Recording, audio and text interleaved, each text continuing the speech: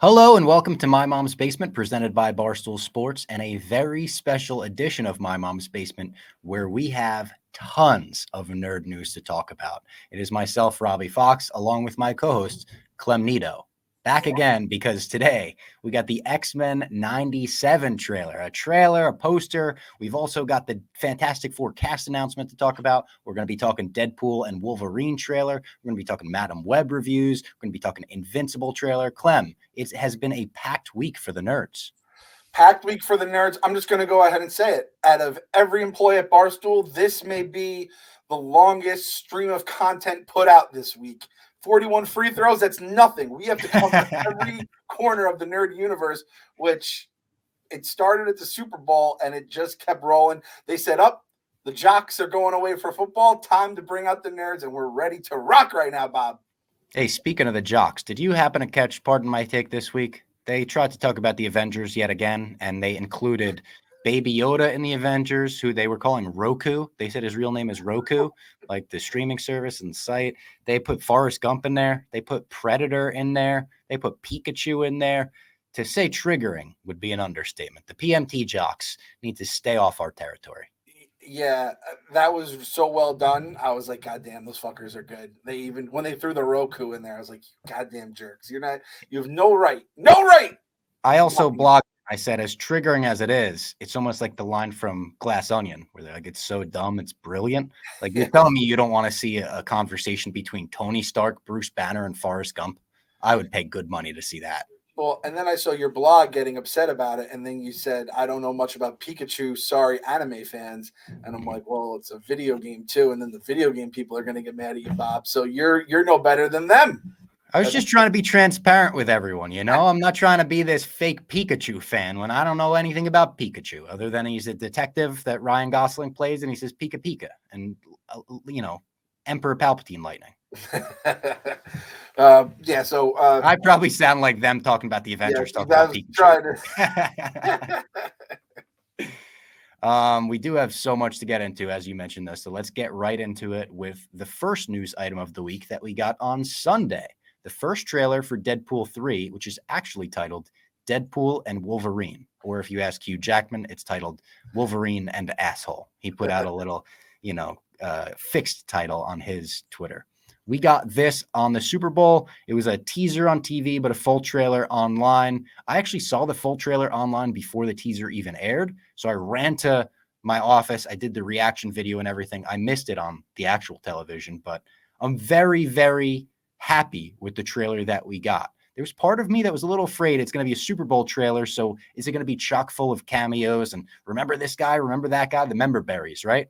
It really wasn't that. They opened with all the Deadpool franchise members, the Colossus, the Teenage Warhead, and all the characters we know and love from the Deadpool universe. But other than a little glimpse at Pyro, who I didn't even realize was Pyro at first, there's not a lot of cameos. And I like that. I like that they held stuff back. And they know this movie is going to sell itself on the title alone. Hell, they didn't even really show us Wolverine. We got little glimpses of him here and there, but it wasn't like Hugh Jackman is back as Wolverine. It was just like, he's back, but we're going to give you a little cock tease with this one. We got some shadows, we got some claws, we got the hair, but we don't actually have the guy, and let alone in a costume. I saw the commercial before I saw the online trailer, and it was like a very quick commercial. It was like, watch the full trailer online. And I'm like, you assholes. Super Bowl, I am overloaded in terms of stimulus overload. I have the game going on, which I care about. I have my bets I'm trying to track. Like, I got the national anthem. Which commercial is going to be first? You have your food, you have your drinks, you have kids, you have just like living. And usually you take breaks during the commercials. Well, the commercials are now part of the thing, so there's just no fucking break. And you take breaks during the football now, Clem. Yeah, exactly. And then at halftime, you can't be like, I'm getting up at halftime, because then everyone's reliving like the 2000s with all the Usher shit. So it was intense. I finally got a way to see it, and I'm happy they said, hey, go watch this online, because then you get the more mature Deadpool. Because I think one of our biggest fears going into this movie is that it's going to get Disney-fied, the mouse is going to clip his balls, and we're not going to have a bunch of crazy stuff. And then he's saying, this is my first time being pegged, but it's Disney's first time being pegged. So they're talking about Mickey Mouse taking, a TVA baton up the ass, and I'm like, all right, this is the Wade Wilson I want to see right now. That was such a good joke in the trailer. The fourth wall break of looking at the camera in that way that Ryan Reynolds is able to do 1,000 times and he'll still make me laugh doing it. That was like a good, everyone chill out. We're still going to be Deadpool. Like reassured everyone. Let's go through the actual trailer kind of beat for beat because there's a lot of stuff packed into this tiny, maybe 2 minutes. Starts off with Wade Wilson's birthday. I love he's wearing a wig. He looks like Ken or something. And you see later the wig gets pulled off by the TVA. TVA comes after him, and Matthew McFadden is probably the head of this branch, it appears. He looks like he's maybe in the Mobius role here. And it's, if you don't know who Matthew McFadden is, it's Tom from Succession.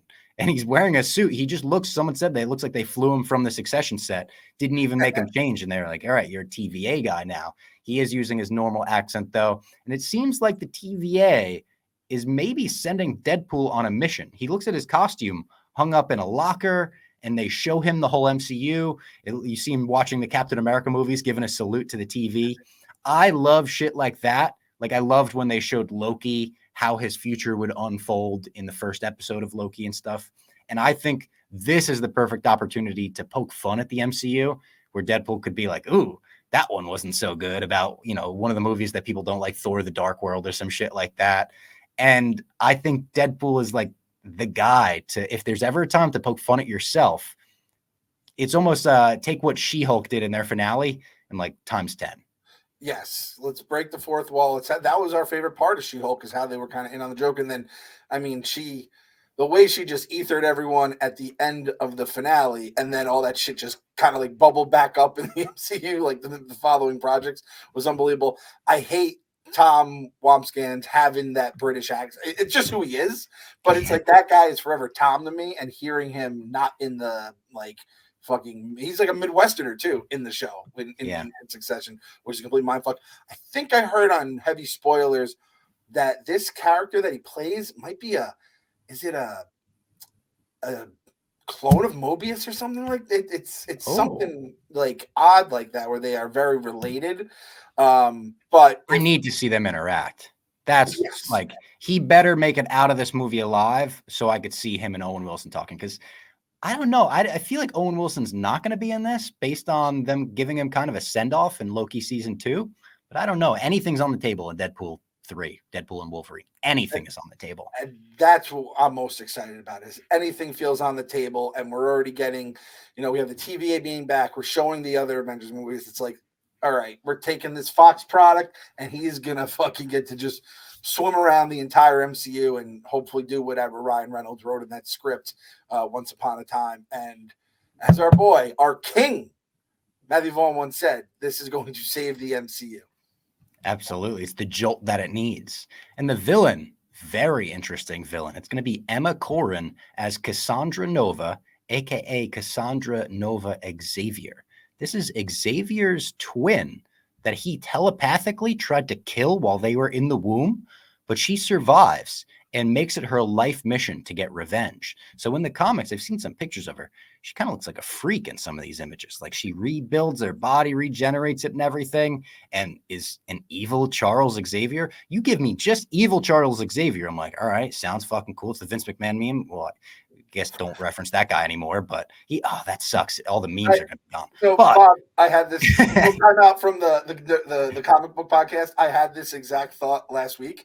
I was like, all those GIFs are gone. It's crazy. There's so many GIFs and memes, and like, there's like, I'm thinking like, there's just no way they're ever coming back. So yeah, no. I'll go beyond that. Yeah, so we're gonna have to remake that GIF of just like the sitting up interested and then falling back on your chair with someone non-canceled. And that's how I feel about this. When you tell me like Xavier tried to kill her in the womb and she survived, that's me falling back like, all right, I'm in on this villain. Yeah, and that's the other thing is, like, fucking, I'm an Xavier guy, right? Kind of is tough when he tried to kill, and granted, he was a fucking, I don't know, are you an infant when you're not born yet, or you're a fetus, I guess, still, fetus, right? Yeah. He's a fetus, and he doesn't know his powers. Maybe he does. I don't know. He's fucking Xavier. He is what he is. I know, he's probably fucking, I just picture like a baby version of him, like Patrick Stewart. Yeah, and like Patrick Stewart on a baby's body.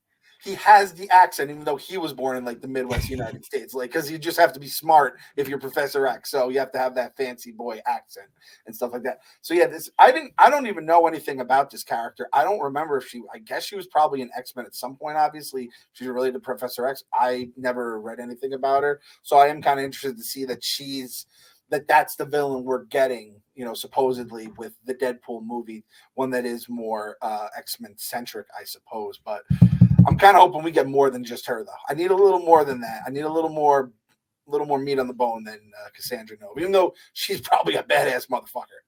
There's also some rumors that Matthew McFadden's character is going to be the true villain after all. Like, is he sending Deadpool to go prune the whole Marvel universe, or the whole Fox universe, even though it shouldn't be pruned, or the branches and the timelines? And we're going to go back into a lot of Loki talk, I think, like TVA talk, pruning and branches and shit like that. So also strap in your brain for this one, like it's going to be a movie that's going to make you think a little bit, I believe. You were going to do the double think in there. That's I almost did the double think. Almost did it, but then I pulled it back. Opening up the double think. So there's two potential big bads here that are going to be the ones running all this shit, running our boy Tom. I'm just going to call him Tom for now, or Tom Watkins. I can't say his last name at all. Or Cassandra Nova. The two people, Miss Minutes. Where's Miss Minutes? That sus little bitch. She's, back in the TVA. Don't know what kind of stunt she's pulling. And of course, do you think? Because I think get Deadpool 2, we kind of like there was a lot of afterlife stuff, and he was going through all that. What if, Bob? What if the big guy comes with the M? Mephisto. What do you think about it? We have to get like a nod. Ryan Reynolds has to give us a Mephisto like reference or something, right? But is he actually going to be in Ironheart? I think it was, where they said Sacha Baron Cohen is playing Mephisto and Aubrey Plaza's maybe playing like a variant of Mephisto. And that's the thing. If Mephisto's actually coming, they probably won't reference him. So if they don't reference him, Mephisto confirmed. But if they do reference him, also Mephisto confirmed. We get a glimpse of Wolverine from behind at one point. Deadpool walks into what looks like a club of some sort, maybe a shady, like black market poker games going on. And Wolverine, or at least we think based on the hair, is sitting at a table. You see a shot of him from behind. He's wearing a white suit. So people think that this is Wolverine from a story called Patch, where Wolverine had to go off and do his crime fighting, but not be in the X-Men for a bit. So he went to Madripoor. Shout out Jose Youngs for this information, by the way. Wears an eye patch, and he says it's like a mix of Wolverine and James Bond. But it is like in the comics, it's the true Wolverine, 616 and everything. In this, a lot of people are speculating that'll be a Wolverine variant, possibly even played by someone like Daniel Radcliffe. People are saying, Daniel Radcliffe would be a great Wolverine. I'd like to see a couple different actors step into that mantle in the same way that John Krasinski played Mr. Fantastic. Just give us a little taste, let's see what it would be like. And there's also in the shot, he's blocking the dealer's body. A lot of people, including one of our favorite listeners, Frank, thinks that dealer could be Gambit. If he's playing cards, that's an easy layup there. Oh shit! I didn't see that theory. Maybe Channing Tatum is Gambit. Finally make that happen. This is a beautiful thing for Marvel, especially in like the state that the cinematic universe is in. You guys get to basically do like tryouts and not just like reads. You get to throw them in a fucking movie and be like, all right, now which guys did you like the best? And we'll figure out a way to put like their version of his character in the MCU moving forward, Secret Wars, whatever the hell may come out of this. And I mean, like, I feel like John Krasinski, I'm still shocked he's not Mr. Fantastic after his performance and like the reception to it in Doctor Strange 2. So this I feel like that might be on him. I think there's a chance that was offered and he was like, I don't want to commit to a franchise. I wouldn't blame him. I do think we're gonna get I did think we were gonna get variants just in terms of like we have this Wolverine, we've seen the suit, the yellow suit Wolverine. I didn't think different actors. The only thing that could hurt that theory is that isn't there the rumored like it has to be the same actor that's already played him before, or else they get like a ton of. There is a rumor about that. I don't know the validity of it, but that is certainly being rumored. Yeah. But if you go a different guy that has somehow played these characters, you do the young Professor X, the old Professor X, stuff like that. That's a way to get around it. I guess technically if it's a different character, like, oh, this is Patch Wolverine. Yeah. Regular Logan Wolverine. Girl Wolverine, I wonder if that could be a thing. Alligator Wolverine. Well, that's a great transition to Lady Deadpool. People think is in this trailer, actually. There's a shot of two hands with, I think, like a mini Uzis, and the hands have different gloves than the gloves we see Deadpool wearing. Now, Lady Deadpool is a character that exists in the comics and is also a character that Blake Lively is heavily rumored to be playing in this movie. So it would make sense to see a nice little nod, maybe even a fourth wall break of his wife is actually playing Lady Deadpool. And his wife's best friend that she was at the Super Bowl with is still in the mix. I think Taylor Swift has a real chance of being in this movie based on when they were all hanging out together with the director as well. And I think this might be the spot to do it. Taylor Swift has to get away, go to Madripoor to perform to the criminal underworld of the MCU, and she may be the Dazzler. I think she may just be Taylor Swift. I think there's a decent chance Ryan Reynolds walks past her and he's like, I told you we were getting Taylor Swift in this movie. And it's a 2-second little joke, but it's worth it for the Swifties that are all going to run to the theater to see Taylor Swift in a new movie. And that's how you break all the records, right? Like that should even be the line Ryan Reynolds says, and now we're going to break Endgame's record for the and take that bitch James Cameron down with his avatar with the asterisk next to it. I mean, at this point, it would be silly for Taylor Swift. Everything she touches turns to solid platinum with diamond crusted, whatever on it. So it would be honestly crazy because this is, I mean, obviously the biggest MCU movie of the year. This has to be like one of the most hype movies of 2024. I don't even know what is even. Oh, definitely. I would say definitely. And with your pals are all there. And I love the idea. I wrote in the blog something. It was one of the Deadpool trailers or something. I said I want the same actress that plays Vanessa to be Vanessa in all of the different worlds, except maybe a couple Blake Lively's. But Blake Lively being Lady Deadpool would be a cool little like nod to the audience. So I could take that instead. Give me Blake Lively. I fucking love Blake Lively. She's great, and I feel like she hasn't been in anything recently. So I really want to see her as Lady Deadpool. I think that'd be awesome. She'd be badass as Lady Deadpool with fucking Uzis shooting up the Madripoor Club. I'm in. And Taylor Swift doesn't have to do much. She kind of just, you see her at the concert or whatever, you give a little pan of the camera, and then it's like, oh shit, that just happened. Oh my God. Yeah.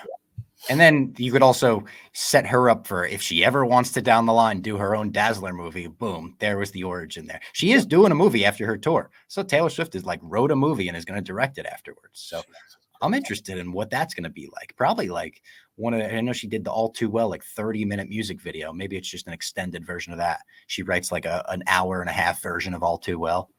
Remember my very short-lived thing where I was going to try to get all the, what's the name of the Korean boy band? BTS. Yeah. I was like the Basement Boys were going to, we just have to market to the Swifties. That's the way to go. Yeah. There's a language barrier. Hashtags work all different. They're fucking half a world away in terms of time zone.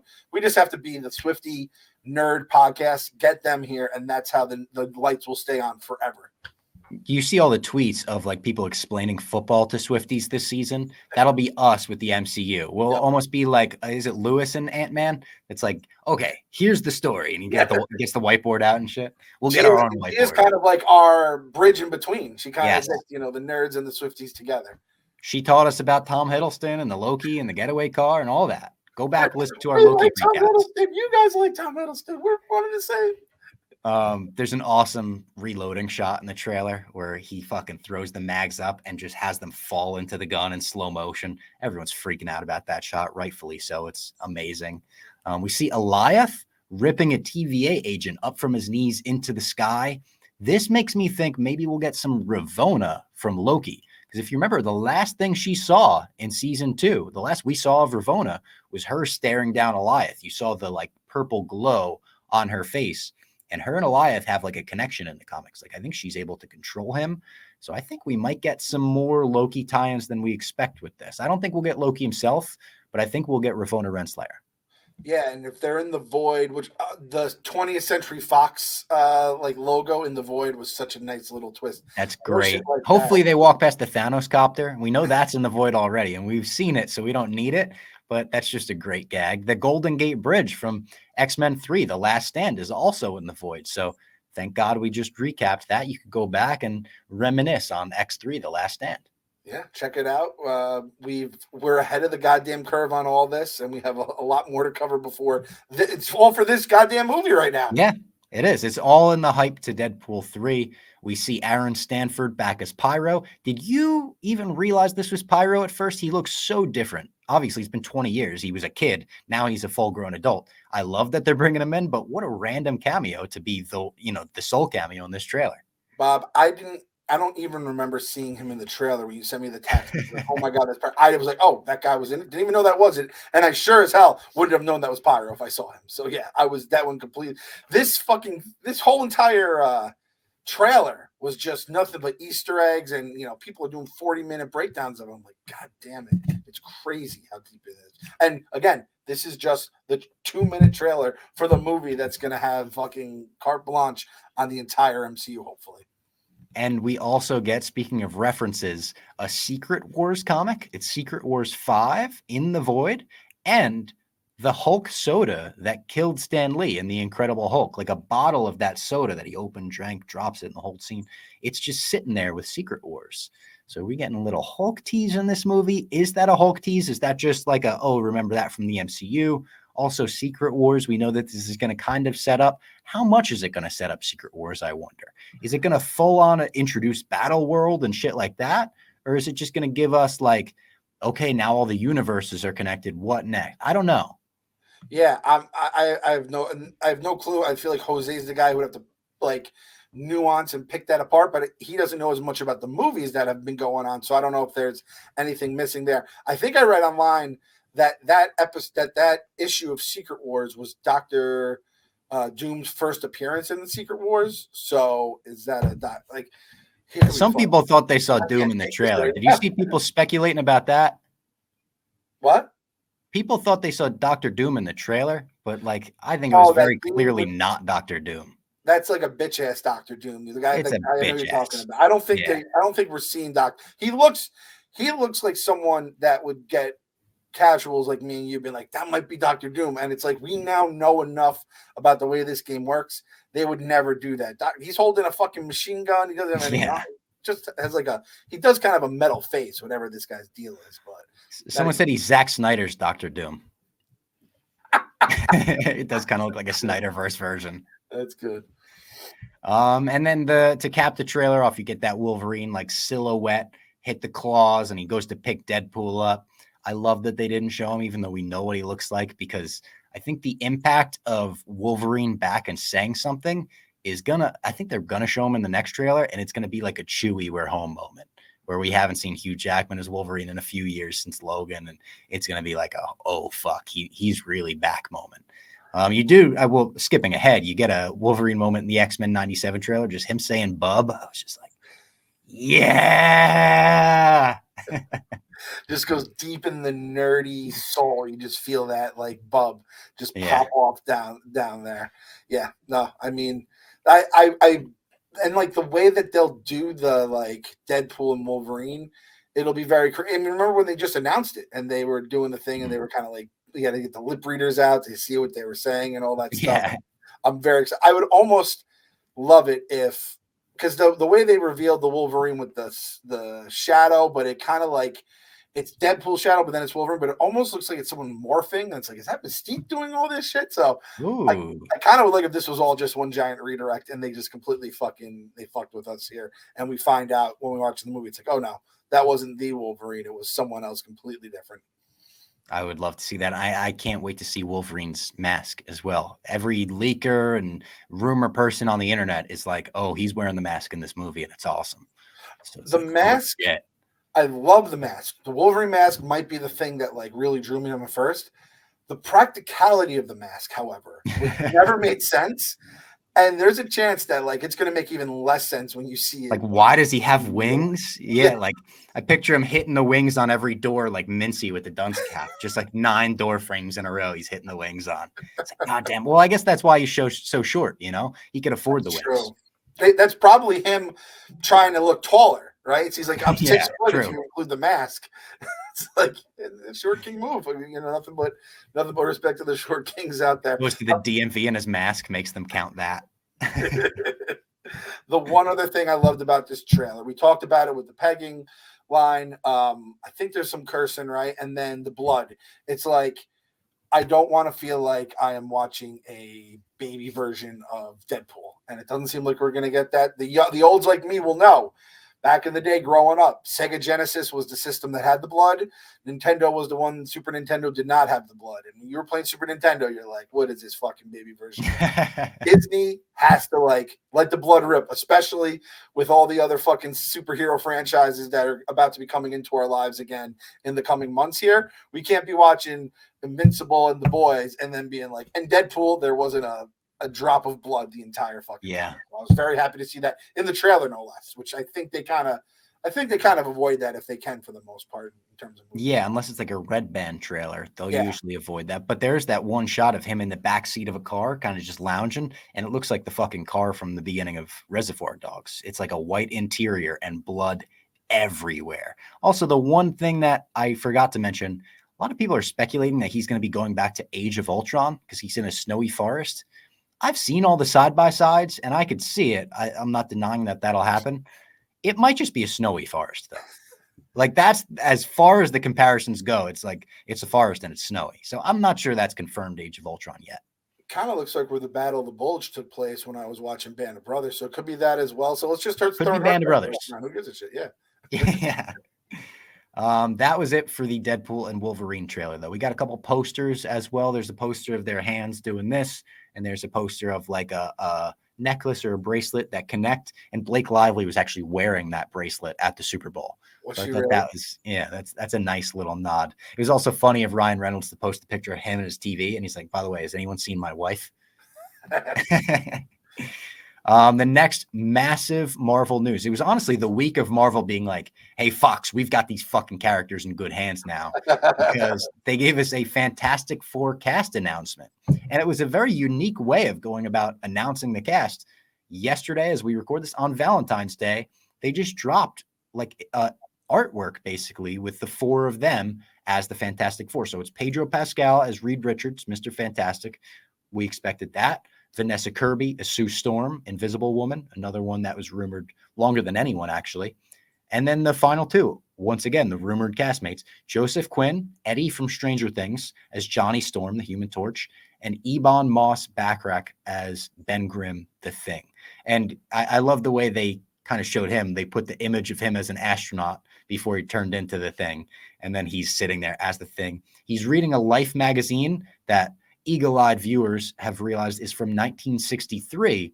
And we know that this is a throwback movie based on the aesthetic. They hired Matt Shackman from WandaVision to do it. So I think that could mean this movie's a 1963 movie.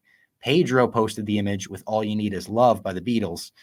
That's a 1967 release. I don't want to read too into it and say it's going to take place between 63 and 67, because All You Need Is Love could have just been a Valentine's Day thing you thought of as well. But I'm very, very excited and intrigued by the 60s aspect. Like, even in their suits and the artwork, it looks like they're like wool suits. It looks very old, throwback. The font that they're using is great. Jose responded to my tweet right away. He said, don't forget to shout out Herbie. That's the robot, who I don't know a ton about. I assume Jose does, and he'll come on and inform us. I'm just picturing this robot right now as the robot from Rocky IV. Happy birthday, Paulie. Happy birthday, Paulie. I think I was watching an version of Rocky where they cut the robot scenes out or something like that. Or there's a Rocky IV where they cut that shit out. I think Stallone went back and did like the Stallone cut. Stallone cut. I loved that they're being different with it here, where we're not just going to be like, all right, just plop some more people into the MCU in the current day. We go back in a weird way. I was trying to figure this out. I feel like you could have they existed in this universe if that's what happens, the 616 or whatever.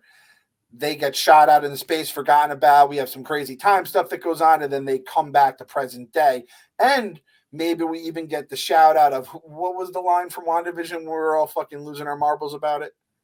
The line from WandaVision? Oh, the aerospace engineer. Yes, engineer. Yeah. So maybe somehow, some way that all connects. Shout out to our guy Cousin for getting, the Cousin Thing.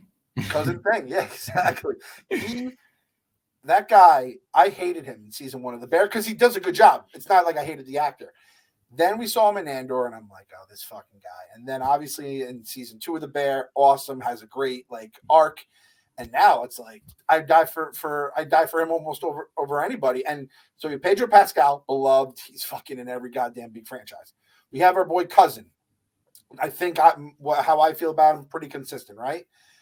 Vanessa Kirby. I don't know Vanessa Kirby. However, I feel like she had like some viral like interview moment that went like crazy viral a few years ago from Mission Impossible. I think Hubs told me she's like, oh, she's awesome. She's lights out in Mission Impossible. Really good. Crushes it. And looks the part. Like the pictures of her next to the comic versions of Sue Storm, it's like that is perfect casting. Okay. And then our boy, the one kind of question mark in all this is our boy Eddie Munson, right? Our boy from Stranger Things. And if that's the guy I have to worry about, I'm just going to say he's going to do a good job there. I have to believe it. It's just because I want to be honest. I hated how he got a role. I'm not going to spoil things from Stranger Things. I just think the actor got a raw deal, and I feel like being a part of the fucking Fantastic Four is a good like prize when it's all said and done here. So I feel like we have 4 actors that everyone likes, and I feel like are good. It's like, man, between this and the Deadpool, we were riding a fucking hot streak. And thank God that we wound up with such a great cast, considering this was seemingly offered and turned down by so many people prior. Adam Driver was in the mix for Mr. Fantastic, and Margot Robbie was in the mix for Sue Storm, and they were throwing out A-list names every other week saying they're in the mix, they're in talks, whatever. We've wound up with a very good cast, a cast that I'm very happy about. People were also pointing out the line from Doctor Strange in the Multiverse of Madness when Reed Richards shows up. I think Doctor Strange looks at him. He's like, oh, you guys charted in the 60s, right? So he's already like one step ahead of us there. And the comparisons of the logo that was released when John Watts was the director, who I love John Watts. People shit on him now for the Spider-Man movies, which the revisionist history there is bullshit. But the logo difference is crazy. The logo was just a generic 4. It looked like any other MCU thing. Now it looks like it's a fucking old soda machine or something. Like, I love a nice vintage aesthetic, and they nailed it with this. So everything I've seen from Fantastic Four has made me very excited. I'm very optimistic. I'm almost cautiously optimistic about all this stuff because I feel too optimistic about all of it. Like the horizon of the MCU being Deadpool, the Fantastic Four, and the X-Men. I'm fucking excited again. I wish this is what we got after Endgame. Was these are the big 3? Yeah. And like we would have had to have stuff where it's like, or we have to deal with the fallout of Endgame and all that kind of stuff. We can't just plug a bunch of new shit in. Like it's this stuff in Spider-Man, that'd be great. Yep.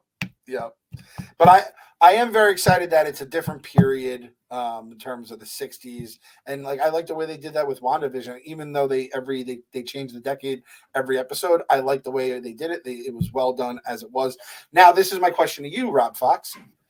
What do you want in terms of villain for this movie? Ooh, like, do you go Galactus right away? Because that's also something you'll have to explain away. If you go Galactus, like, did people just not know of him in the 60s? Were they in space with him in the 60s? Like, is he getting frozen and brought back? Or is he going in a time machine and getting brought back? However, they'll wind up bringing the Fantastic Four into the equation. I feel like you might save Doom and do someone else. Even if it's not Galactus, I think you give a tease of Doom in the first one, but put him off in the same way that Nolan put off the Joker. You know, go with like the Ra's al Ghul of the Fantastic Four and then bring him in the next one and have us be like, oh, fuck, Doom's here. Yeah, that's fair, especially when you have all these other. Now the question is, with all the other connected parts, when do you have to get Doom in? Maybe have Doom as the villain and win, and set up Secret Wars in that way. That could be interesting. Yeah, maybe the Fantastic Four wins the battle, but they don't know that he's about to win the war. Yeah, by starting the war or whatever. He gets away at the end, and he gets away to like modern day, and they're like, "Whoa, how the fuck did that happen?" Something like that. Like, so you said Galactus. I think like Silver Surfer is a whole other thing. And this is the thing, like they want to probably avoid, since they already have the other 2 movies, even though it's not the Marvel studio, right? Yeah. But Silver Surfer is obviously involved with them as well. And he stunk in that movie too. You know what stinks too? I feel like if Secret Invasion never happened, they could have potentially done some Skrull stuff, right? Yeah. If I see Skrulls, I'm gonna have they are bad flashbacks. Trigger warning. That goddamn Drax arm. That's my fucking Yeah. trigger warning with Amelia Clark on it. So maybe even the Fantastic Four straight up beats Doom, but it's like they hit him with this fucking ray device and he just disappears and they're like, where'd he go? And it's like they beat him, but they were the ones that banished him to modern day. So they gotta come back and fix it with the Avengers and the X-Men. There's good ways they could set that up, but it's another one where it's like you have to nail the Fantastic Four because they haven't nailed. They've tried it twice now. 2005 was the original movie, which I really liked at the time. I was 7 years old when it came out. It was perfect for me. Looking back, obviously not great, and The Rise of the Silver Surfer was even worse. Then the next one of Miles Teller, it was a movie I couldn't make it through. I watched certain scenes here and there. I tried from the beginning once, and I was just like, yeah, this isn't for me. I'm not doing this. That's not good. If Bob Fox and that was a good cast too. They did pretty good casting, I thought. Miles Teller, what's her name? Kate Mara was Invisible Woman, I think. But they put her in the worst wig ever for reshoots, so you can tell every scene that's a reshoot and every scene that's not. Yeah, that's bad. You have to nail Fantastic Four, Marvel. But I think they know that. I'm pretty sure they know that. I don't know if they have any experience with this film, but what if Mephisto? It's crazy that we were leaning on that guy for like 2 years just to make an appearance ever since 2 years, 4 years ago or whatever. Like, oh my God, we were all locked in our houses, losing our fucking mind. No wonder why. Like and to be fair, like if we rewatched WandaVision, like those first few episodes, like in between the floor paneling, remember with like the cartoon where they had like all these little hints of all these other characters, and then just nothing came out. There was a devil in like a church somewhere. We saw like a devil in the stained glass. I don't even think that was WandaVision. It might have been a different show, but every show for a long stretch, we were like, all right, this one's got to be the Mephisto one, right? And I think the execs at Marvel were like, what the fuck? Somebody get Mephisto in the story. They want Mephisto. Get him in there. We got Ralph. Right on the we didn't even get the real Quicksilver when it was all said and done. They teased us with Quicksilver. Her literal fucking brother shows up, and it was a fucking boner joke. God, all right, we're on to the new MCU. I said it in the other block. Positive vibes only. Positive vibes only. We're on a winning streak right now. We're doing good. Everything's good. I'll bring the positive vibes right now by saying we're moving on to the X-Men 97 trailer, which dropped this morning.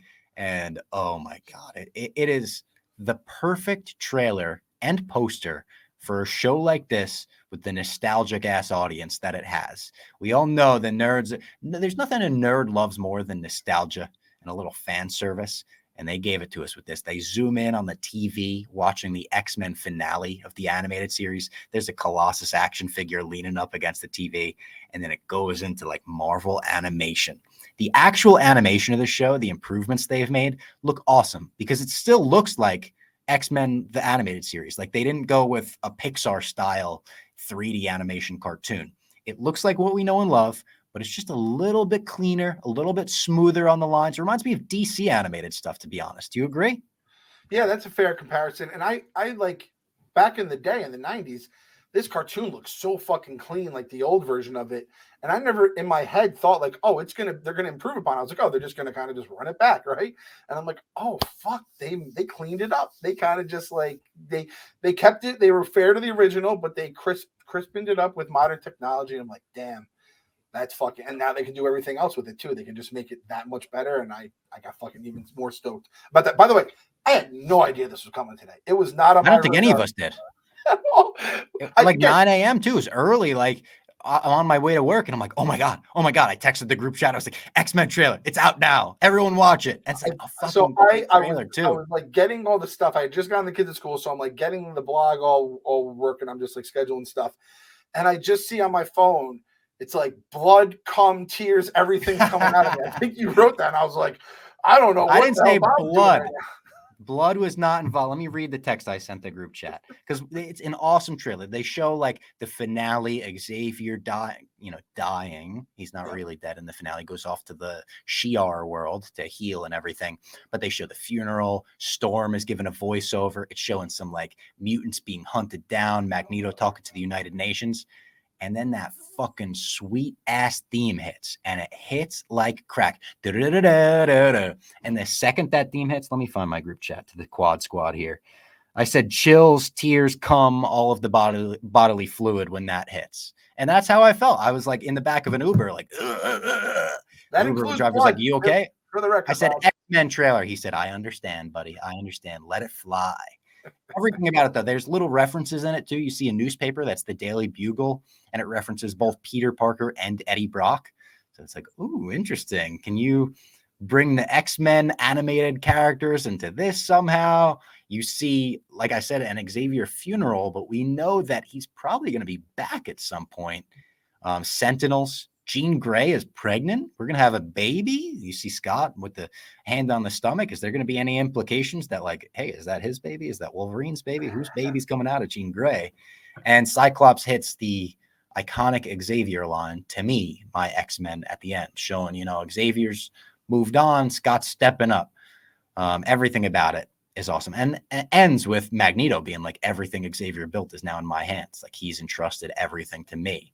So we're going to get a cool X2 version of the team with Magneto leading the X-Men in some way. And the VHS poster they put out, nostalgia overload. So good.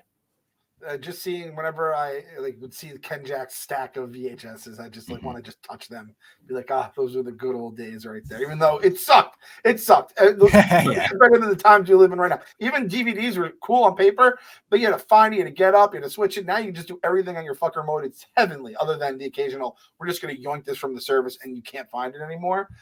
But yeah, I mean, you said it all, man. The fact that we're going to have like the Magneto leading the X-Men potentially just right off the bat, it seems.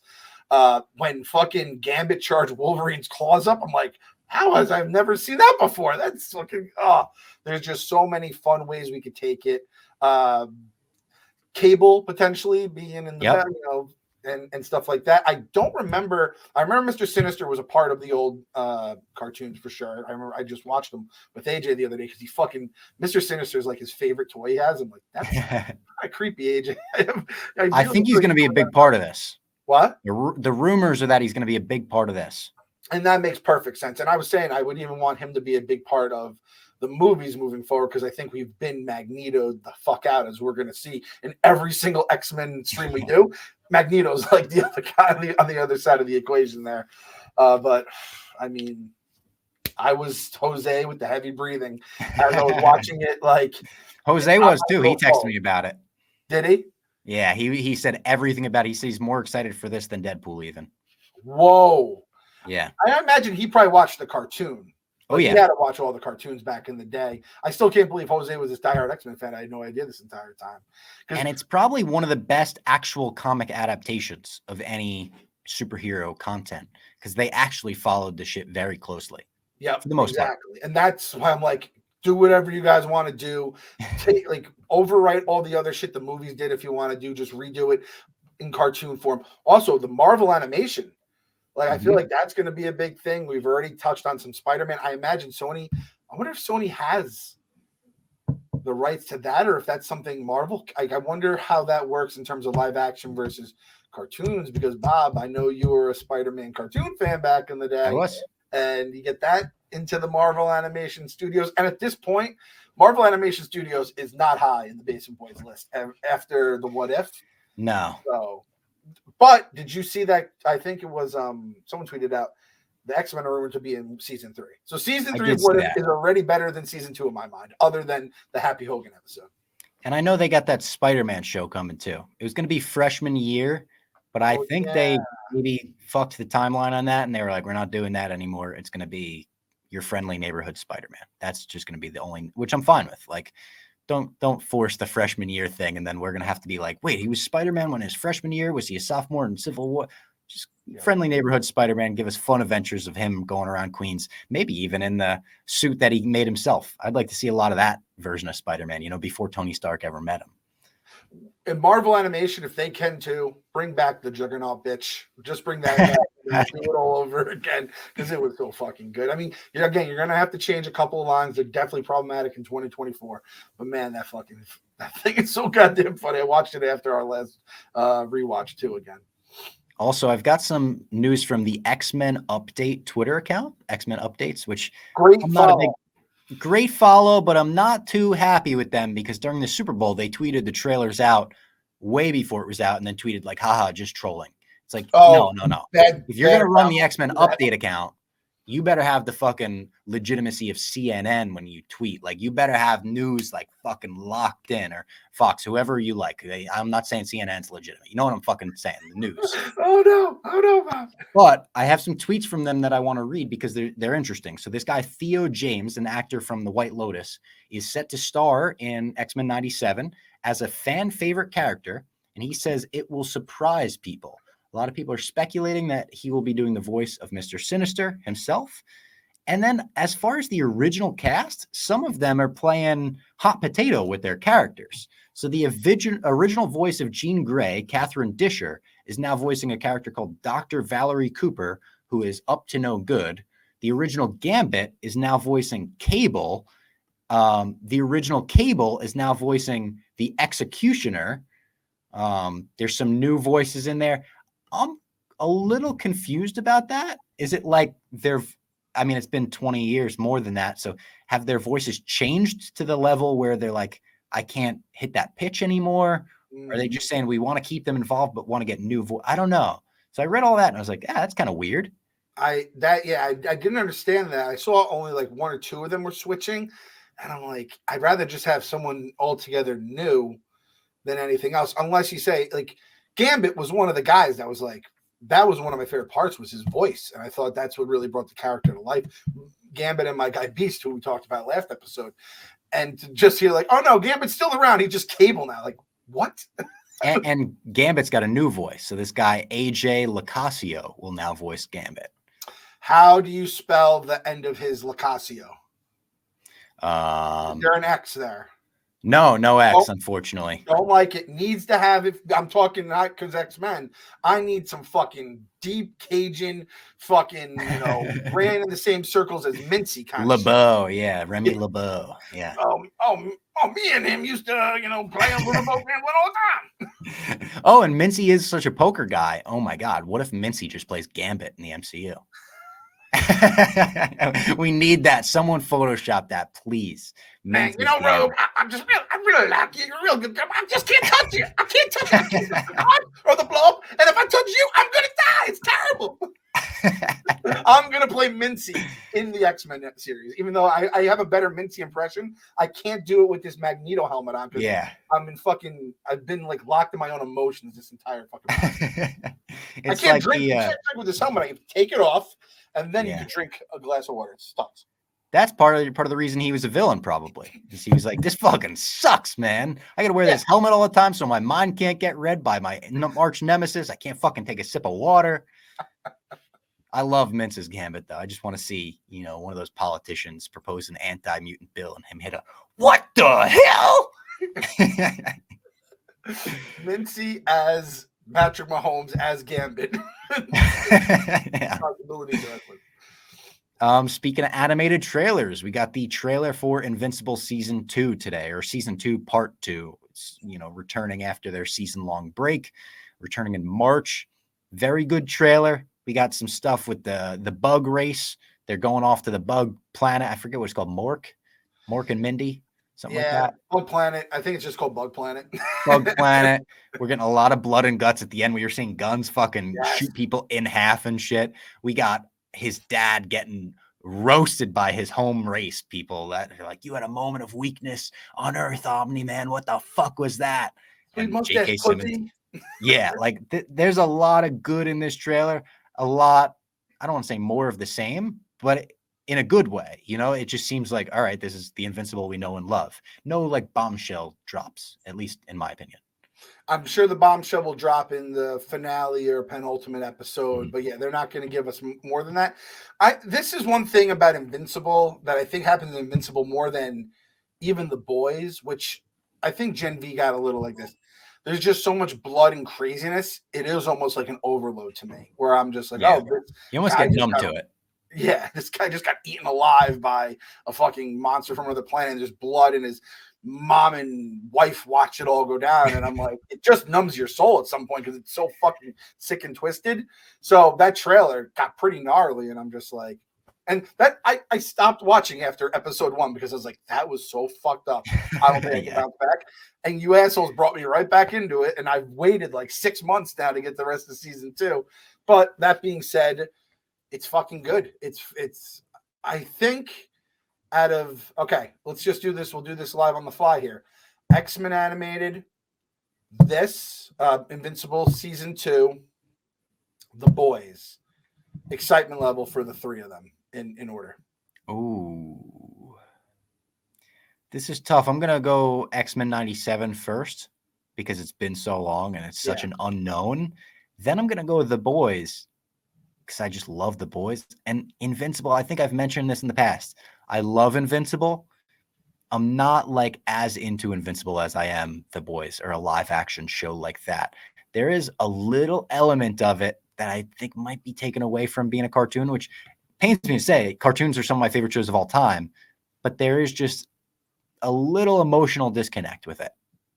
No, I have the same. By the way, I do have the same order of you as you, and I will say, like, if X-Men it was like season 3, and we're just kind of just dealing with whatever instead of first time forever, I might have it too, probably because the live action versus the comic book, and also I didn't read any Invincible comic books where this is so like from the pages, it feels like it's been ripped out of.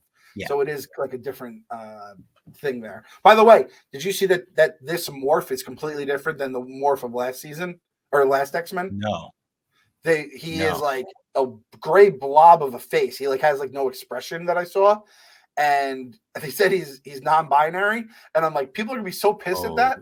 But he's fucking morph. Of course he's non-binary. Yeah. So like, yeah. But you use that phrasing and people are gonna be like, it's a woke show. Fuck it. The guy that can turn into anything doesn't know his gender or what the fuck he is. It's like, yeah, of course he doesn't, man. And I saw Bishop, but that shit is taken so out of the comic books. It feels like I'm watching a like living comic book more than a cartoon, if that makes sense. I'm still excited for Invincible, but out of the 3, which I mean, we're just getting it was it's a desert right now in Nerdland. We are about to get a fucking oasis upon oasis starting in March, and it's going through the summer, through the Dragon time.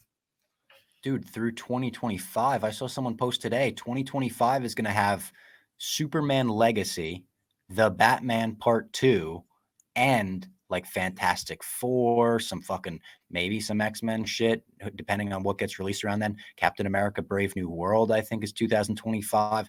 There's a lot of good shit in 2025. Like, as long as the basement keeps the lights on till then, we might be Mr. Beast level by 2026. It's so funny too, because like it'll be all the stuff that was the only Marvel stuff we had for years will then be like the filler, like, oh yeah, that's coming out. But X-Men, Fantastic Four, and all this other shit. James Gunn's DCU.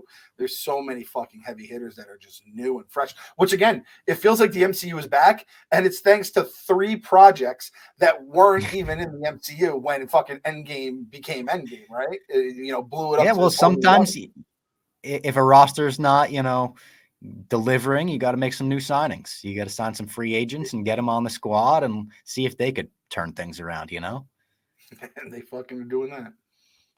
Also, Invincible, one of my favorite characters in Invincible that I would love like a prequel episode about. They did the Adam Eve episode, and we kind of got like an Alan the Alien episode this season. I would love a prequel episode on Damien Darkblood, the investigator. Yeah, Clancy Brown does his voice. So good. Yeah. So good. I have to kind of like do hopefully they'll have a little, I imagine they will. They're very good about something like this. They'll have a refresher, like a little 5-minute, like this is what happened. I love Sometimes they put them out on their YouTube too. Oh, really? Not the twins, the clones. I love the clone guys. They're just getting each other's shit. There's a lot of good characters. Now, for anyone that hasn't watched, it took me like a bunch of convincing. I told KFC if he watched Ninja Turtles, I would watch the entire fucking series of Invincible. So it did take a lot of arm twisting, which was a completely unfair trade, by the way, in terms of time. But it's well. Hey, you made the trade. Yeah, and listen, you guys are gonna have no fucking time to rewatch it if you don't watch it in like the next month, because again, all this shit's coming out every fucking week. Are we in currently this desert? Is it because of the writer's strike at all, or is there another gap I don't coming think because so. of the writer's strike? It feels too quick, right, for the writer's strike. There might be another gap, but that think it's gap just might be like 2026. That's future us. Yep, that's a future us problem if the basement's still in the lights. Don't gotta worry about it. Yeah. All right, and then the final news item I've got here is Madam Web is out. The reviews are out. People are talking about it, and the reviews are exactly what we thought they would be. Basically, it debuted to 23% on Rotten Tomatoes, and it has dropped to 15% already. It's now tied with Morbius, which didn't get great reviews. I blogged it. There's a couple tidbits I'll read here. Sean O'Connell says, "Yeah, Madam Web is somehow worse than you feared. One of the worst movies ever made in any genre. Story makes absolutely no sense. The action is boring with barely any cape stuff, superhero stuff, I assume. Dakota Johnson looks as bored as you'll feel. It makes Morbius look like The Dark Knight." That's really tough to hear. This one I liked a lot. Madam Web is the movie I've waited my whole life for. I laughed, I cried, I cheered like hell. Was it good? No, not at all. It was awful and at times genuinely angered me. But this latest Sonyverse adventure shows there's still some life in the movies. It's the most confusing review I've ever read because I think it's a positive review, and the guy's like, it's the worst movie ever. Go see it. Madam Web is the worst comic book movie since Catwoman, but it will be redeemed by all the memes it will create. I saw another person saying it is the spiritual successor to Catwoman, another thing that you never want to hear about your movie. And I will say there are some Spider-Man things in Madam Web that will make the passionate Spidey fans howl with laughter. Web has the potential to reach The Room levels of appreciation. I'd absolutely watch it again with a theater full of people just to laugh along with them. If you do the hashtag Madam Web, I mean, I'm scrolling through it now, spins a chaotic and perplexing theatrical experience that challenges viewers to question their reality in unexpected ways. With no clear vision, this web becomes a tangled mess. Madam Web is an embarrassing mess. Talented stars wasted their potential on the worst comic book movie I've ever seen. The memes might redeem it. Again, it's what we expected. Like, nobody's going into this being like, that might be good. It never looked good. Everything that came out about the movie looked bad. The ocean spray leak was a bad sign. Dakota Johnson said she hasn't seen it, doesn't know when she'll see it. I think she left the premiere before they even played the movie. And it's more of Sony being Sony. It's their contract to keep the rights to Spider-Man. They got to make a bunch of Spider-related movies. I said in my blog, I'm done with Sony. I'm boycotting their movies in theaters. I'm not going to go see their Spider-related movies in theaters. Maybe I'll drop an edible and watch it when it comes out on video on demand for the laughs and the memes and whatnot. But I'm done. Either bring back Andrew Garfield and get a good team committed to making good Spider-Man movies in your universe, or get the fuck out of the comic book industry, because you're ruining a bunch of IP that should be valuable later on. They're going to ruin Kraven the Hunter next. They've ruined Madam Web. They've half ruined Venom. The first movie's okay. The second movie was one of the worst movie watching experiences of my life. And I was in the theater with fucking Andy Serkis when it played. Me and Ken Jack ran into him afterwards. He was like, "What'd you think?" We were like, "It was great. We loved it." It was so bad. And Morbius, I watched certain scenes of. I haven't even watched the whole thing. I have no intention of watching Morbius. So it's annoying. It's frustrating. Sony being Sony, it's not surprising. If you lose that guy right there and you get him to go on a rant like that, you fucked up. Not just like one movie, you fucked up a generation worth of movies. You've lost Robert. What's your middle name, Rob? Matthew. Robert M. Fox is out. And if you lose Robert M. Fox, you're losing everybody, except for like the crazy lunatic diehards.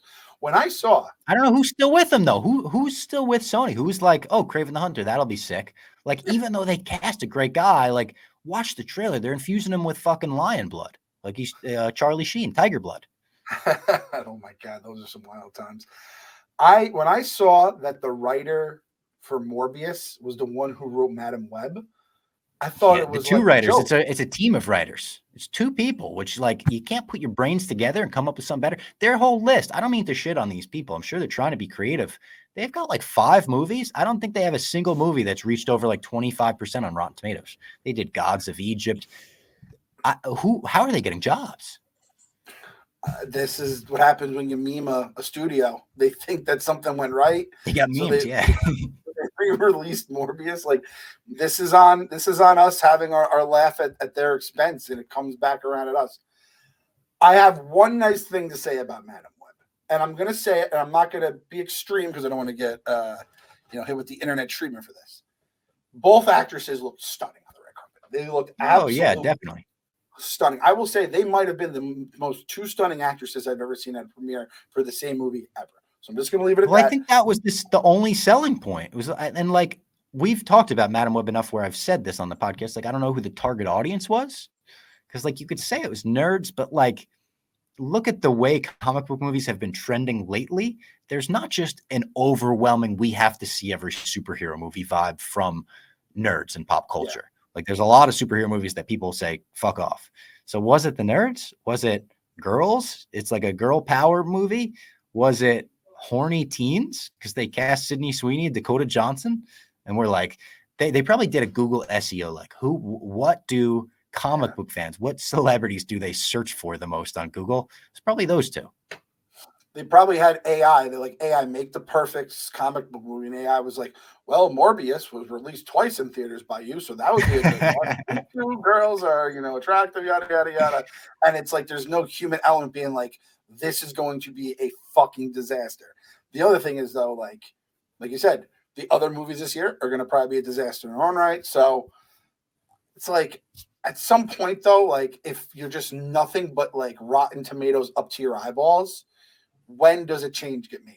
That's the question. Like they've done already with Spider-Man, but it's only because Marvel was helping them along the way and holding their hand. Yeah. We can agree on that at this point, right? And that's the other thing is like their universe, they're trying to connect it to the MCU a little bit. They had Michael Keaton in a post-credit scene and shit. Knock it off. I don't want to see this connected to the MCU ever. Like never in a million years do I want them to be considered, even the Venom thing at the end of No Way Home. The only thing I'll accept is if you want to bring in Tom Hardy as the MCU's Venom, I'll take that. Nothing else. Tom Holland should never appear in the Sony MCU. That would be like him appearing at a fucking Dollar Tree and being like, oh, look, I'm Spider-Man, I'll do a backflip. No, knock it off. I can't believe this is the first time I've ever heard Robbie's dad voice. And I know you're a dog dad, so that voice does exist. I now it exists, know what it sounds like when she is about to pee on the carpet. You're like, no, Faith, knock it off. Dude, Faith pissed the bed for the first time ever this weekend. I had to take Faith to the vet. She had like medical issues months ago that she's been doing fine on, but she has to go for checkups now. She's been on steroids and shit. She freaks out at the vet. She's not good at the vet. She's so afraid, traumatized or whatever. So the vet said, next time she comes in, we're going to give you anti-anxiety meds to give her the night before. So we gave her these anti-anxiety meds. They zonked her out so much, she pissed in her bed, like laying down. I woke up at 3 a.m. and I was like, why is my dog standing up right now? And I look at her bed and there's just a butt print of piss. She's never, ever in her life done that. So I had to do a 3 a.m. bath. And I actually thought in my mind, I was like, this is good training for being a parent. I just woke up at 3 a.m. to a pissed bed and I got to do a bath right now. And yeah, good news is Faith is all good. For the next 4 months, I get to wean her off the steroids. And then she could get back in the USADA testing program for the Olympics. Nice. Pissing on grass only, hopefully, from here on out. Fingers crossed. But if you're going to piss on anything else, piss on Madam Web, the DVD copy, Faith. You know what I'm saying? No, I'm not rooting against Madam Web. I'm not even rooting against Sony. I would love for them to fucking turn it around and we could have another good universe. But they're doomed with the people leading them. The Avid, Ari, whatever his name is, he's horrible. I've been reading about him in the MCU books. And Amy Pascal is the leader. She stinks too. Who could be their James Gunn that could save them? Because if this had happened, say 2 years ago, like, how do we fix the Sonyverse? We would have said, oh, hire James Gunn. Is there anyone out there that has done, James Gunn or James Gunn light work that we could say, hey, maybe this guy should be throwing a bag of Sony money? I would try to throw a bag at the creators and directors of The Boys. Like I would honestly like go there with it before I would go to, because it's tough to. Kevin Feige is a very, very like unique case of being able to run a studio like that. I hope James Gunn works out in the same way, but James Gunn also is a writer director. So he's writing Peacemaker. He's writing and directing Superman Legacy. I don't know if he's going to be as hands-on as Kevin Feige was, which might be a good thing. Like that might allow for more creative freedom and for people to go fucking nuts in the DCU. But I don't know who can be like that head of a studio, because it seems like it takes a lot of knowledge of the comics and a lot of experience. I don't think a lot of directors want to like have an undertaking that big. Yeah, the good thing for this person is they only have what Spider-Man and like those connected. Yeah. Like there's not anything else, right? That they have No. at this point. You know who I do? I don't see you bring him to do all that. Just have him in as like maybe the guy that leads the search party and is definitely involved. Seth Rogen, because isn't he involved in like Invincible, The Boys, obviously Ninja Turtles. So he clearly is fucking good at what he does. He has a ton of Hollywood friends. He'd be like, this is the right person to put in place to not even make them great. Just as a producer. Yeah. Exactly. Have him oversee shit and be like, that's fucking stupid. Don't put that movie in theaters. He might be the guy to be like, don't do that. We were just talking about this on the Rundown, and there's actually Ben Klein, who is a Barstool Rundown producer, was a fucking assistant on the Madam Web set. He was like, oh yeah, I worked on that movie for a while. And we were asking about it, and he was like, yeah, the scenes I did, the director wasn't even there for. And we were like, well, that's starting to add up then. This is how you get Robbie's dad voice out like that. That's how you get the dad voice. I didn't want to end the podcast on such a negative note because we got such great stuff to talk about. Like as far as Deadpool and Wolverine, the Fantastic Four cast, and X-Men 97, this has been an overwhelmingly positive week for the nerds. But Madam Web had to, slide in with their 15% ass at Rotten Tomatoes. And yeah, just, you know what? That'll be the end of Madam Web talk. I'm going to do it. I have to say it. I've been let down by True Detective.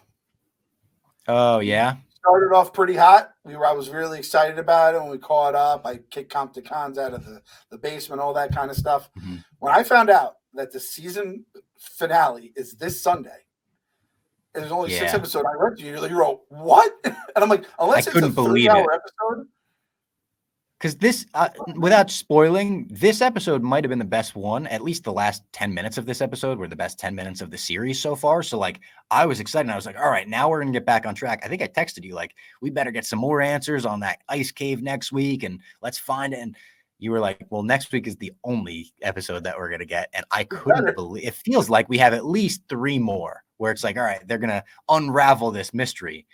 But no, looking at it as a whole now, it definitely feels like they're going to have to rush 60% of the story in the final episode, which worries me. Like, I was okay watching it week to week, but now looking back at like episodes 2, 3, 4, you kind of go, wait, why weren't you focused on the detective story during those? Yeah.